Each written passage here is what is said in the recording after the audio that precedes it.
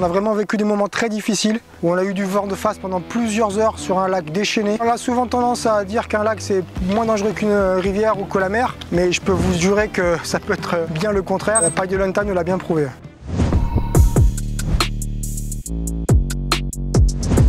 Alors cette expédition, elle a germé il y a maintenant plusieurs années et là ça s'est vraiment concrétisé avec cet effet Covid tout simplement. L'équipe s'est réunie au fur et à mesure gentiment et on a créé une Dream Team. C'est vraiment à l'origine le projet de Julien. C'est lui qui voulait partir à Pagliolanta. Au début j'étais un peu sceptique et du moment où il m'a montré la carte, j'ai vu qu'il y avait de l'eau partout, plus de raison de ne pas y aller. C'est le moment où est arrivé Dacia. Le Duster nous a vraiment rendu service en ce qui concerne les navettes pour nous amener au débarquement ou nous ramener de la fin de la rivière. On a presque plus de 8000 km parcourus, plusieurs centaines de kilomètres de pistes ici en Suède et le Duster a largement rempli son contrat. Le moment qui m'a le plus marqué dans ce trip, c'était vraiment lorsqu'on a croisé les premières rennes, signe qu'on arrivait officiellement en Laponie. Et après, la chose qui m'a vraiment plu dans cette expédition à Pagliolanta, la nature en elle-même comme elle se présente en face de nous. On a vraiment rencontré tous les types de rivières qu'on puisse espérer rencontrer dans une vie de kayakiste. La rivière principale avec un petit peu moins de 20 mètres cubes et on a fini avec